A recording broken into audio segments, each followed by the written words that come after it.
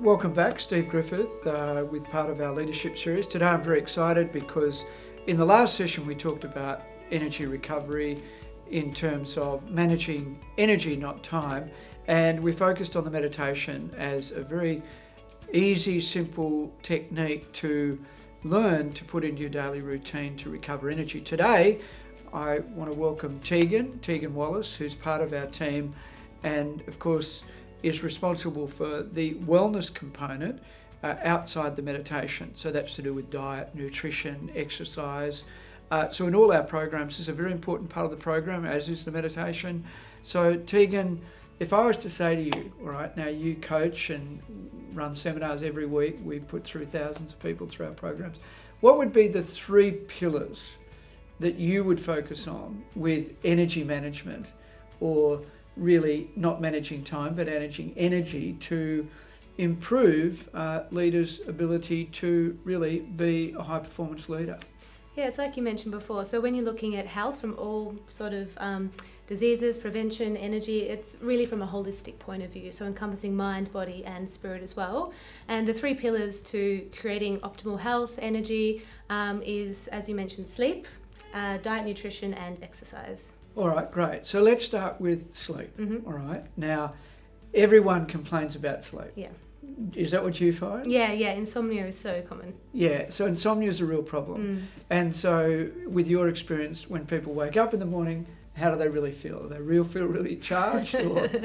Most people want to hit snooze about 10 times. Yeah, okay. So when we talk about sleep, then we're talking about the quality and depth of sleep. Mm-hmm. All right, so tell us a little bit about how you can create great sleep. Yeah. Well, the purpose of sleep is really to repair and to rejuvenate the body. So it's essential to really get good quality of sleep and get good duration of sleep.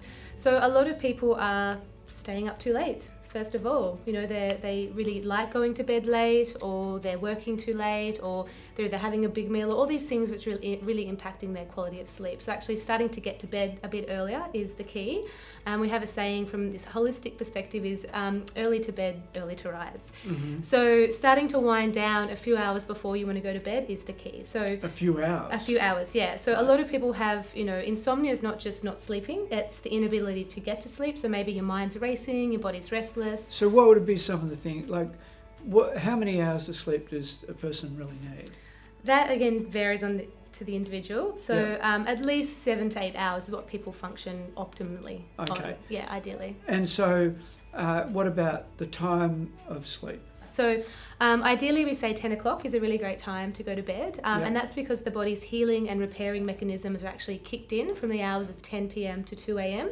Right. So if you're asleep during those hours, then you get more of this sort of natural detoxification and natural rejuvenation. So the quality of sleep is a lot more powerful, so you wake up feeling more refreshed and more energized. So again, starting to shift those hours of early to bed and early to rise. So we covered sleep, okay? I'm getting to bed earlier, I'm turning technology off, or whatever it is that I need to do to slow the mind down. Or is it true that, you know, and I know that when I meditate in the afternoon, or a lot of people that learn to meditate, is that they sleep better. There's research on insomnia. Have you found that? Definitely. Yep. In clinical practice, those that learn to meditate and start to incorporate a meditation in the afternoon just sleep so much more deeply. Again, it sort of switches off that mind or slows down that activity of the nervous system. So you're not lying there restless or with that overactive mind that's preventing you from getting that deep, refreshing sleep. Great. Tick. Sleep, we got covered. So we've got meditation and sleep as a big recovery tool. Okay, nutrition and diet. Mm-hmm. What's that all about? Oh, look, there's so much in terms of energy we could say, but the 2 most simple tips that a lot of people can start implementing into their diet is to, first of all, minimise the intake of sugar. Sugar. White refined sugar, yes. And drink more water. Oh, really? Okay. It sounds so simple, but these 2 things so really what's the deal with sugar? Sugar. I mean, most people go for sugar to get energy. They do, yes. Glucose. And it does. It gives you this hit. So basically all sugar and refined carbohydrates, so white bread, pastas, biscuits, cakes, all these things break down, or bad. They break down to basically glucose, which is our body's main sort of energy source. So our muscles, our mind, they feed off sugar. We do need sugar to function. But when we have it in its refined and concentrated source, it really spikes our blood sugar. So that gives us this really high energy bar, so we can be active for only a short period of time, and then we crash twice as hard. So a lot of people crash in the afternoon around they hit a wall, 2 or 3 o'clock. Everyone that we talk to in our programs and your coaching, they hit a wall. And they're looking for what? Coffee, sugar, reach for the Tim sweets, whatever. You know, not good? Not good, great. Not at all, because, well, that's a natural drop in the circadian rhythm, so we naturally feel quite fatigued then. We do want something sweet. We do want some energy input this time of afternoon. So it's better to have, but not sugar, not refined sugar. So maybe like, you know, a fresh piece of fruit, or some dried fruit would be quite good, or maybe like a cup of tea with some honey or something like that. So something that's more naturally sweet is quite good to have in the afternoon. Right. But if we do reach for the coffee, we do reach for the refined sugary products, then it just really makes our blood sugar levels spike and fall, and that's what sort of weakens our energy system overall. Okay, so trying to give up sugar is a big one. It's a big one. Right, okay. Let's talk about, you mentioned really hydration. Hydration, which everyone knows, but is everyone doing it? No, so many people don't drink enough water. So how much is enough?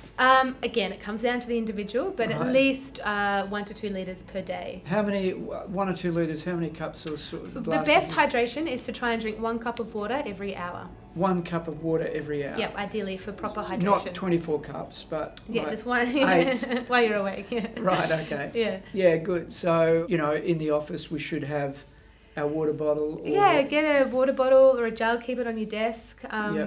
Drink lots of tea. So coffee and tea, black tea, actually dehydrate the system. So for every cup of coffee you lose about a cup of water, and every cup of black tea you lose about half a cup. So if you're a big coffee drinker, you need to drink extra water. And basically, you know, hydration and water, it just makes everything flow a lot better. It nourishes our brain, nourishes our nervous system. It balances what our percentage energy. of the body is water? About 80%. Right. Yeah, so roughly. it needs a lot of filling up. It does. It does.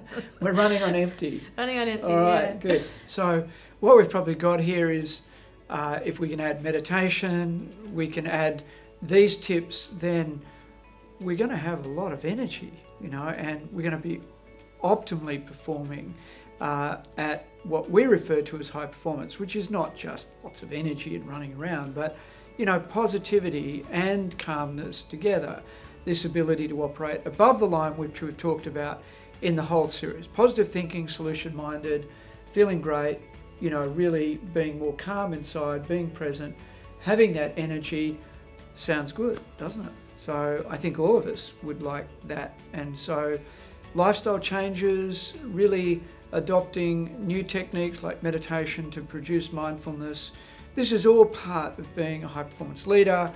Not only a leader, we're all leading our own life, we're leading our families, we're leading ourselves. So we don't have to be a leader to be leading ourselves. We just need to understand that leading ourselves is an important part of really creating a great life. Tegan, as always, it's been a pleasure. Thank you.